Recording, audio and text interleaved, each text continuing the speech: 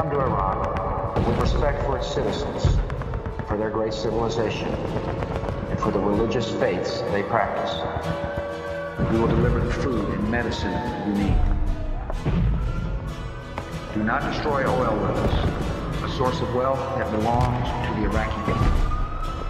The government of Iraq and the future of your country will soon belong to you.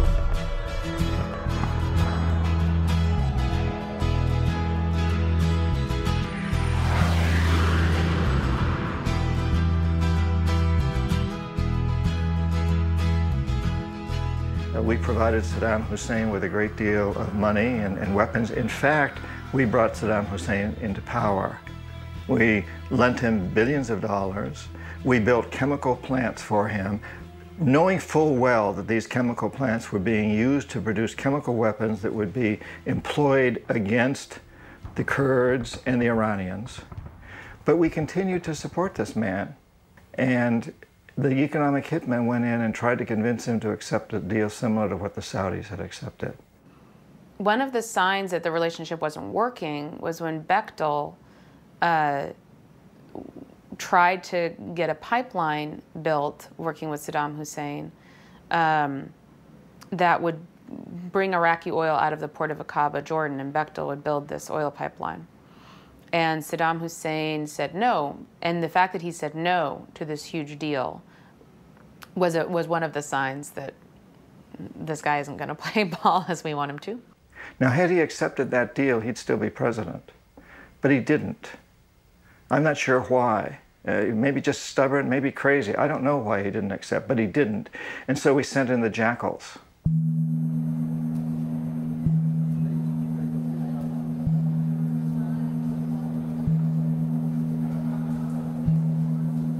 We had a series of CIA teams. I was head of one of them to go in and actually see if we could do a coup d'etat. When we went in, we walked across the border. We got in touch with military officers in January 1995 who said, yes, we can do a coup d'etat.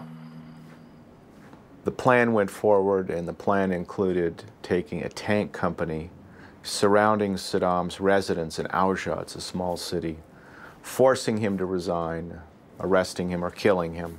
But it didn't work. Assassinating Saddam was a big risk.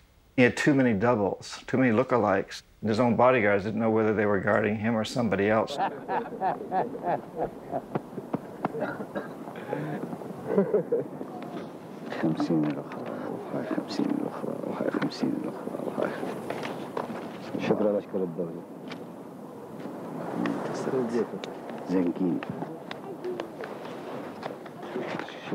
And so we sent the military in, the last resort. You got the economic hitman. When they fail, the jackals go in. If they fail too, then as a last resort, we send in the military.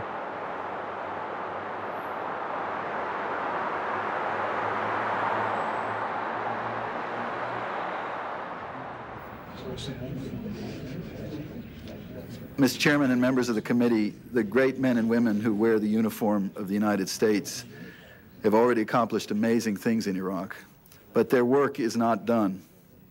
We owe it to these noble Americans, to their Iraqi and coalition partners, and indeed to ourselves and to the world, to finish the work that they have so nobly advanced. Wolfowitz. Paul Wolfowitz is the one man who has spent the largest percentage of his adult life trying to figure out how to unseat Saddam Hussein.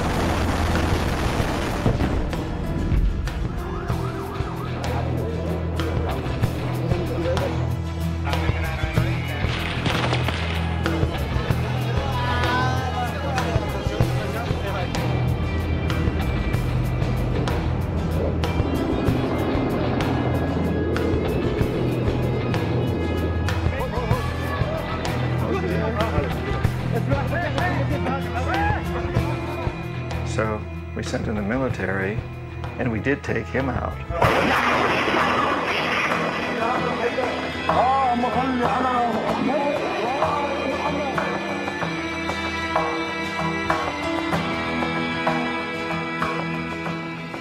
Los recursos del Ecuador se usan en beneficio de los ecuatorianos, no para la explotación de corporaciones multinacionales que benefician solamente a otras personas en otros países. Dispuesto a declarar en una corte internacional de que esos pronósticos eran falsos para que nosotros podamos decir que esa deuda es mala.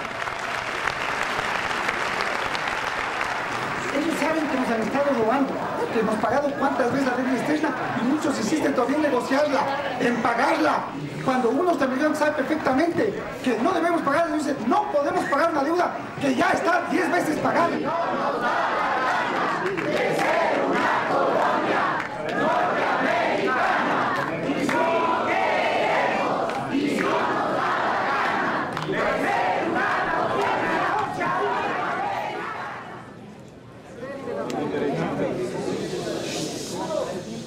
Sin embargo, el país tiene una deuda grande, muy grande, tan grande que no puede pagarlo.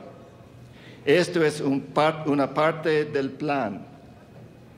Esto es lo que pasó en Irak.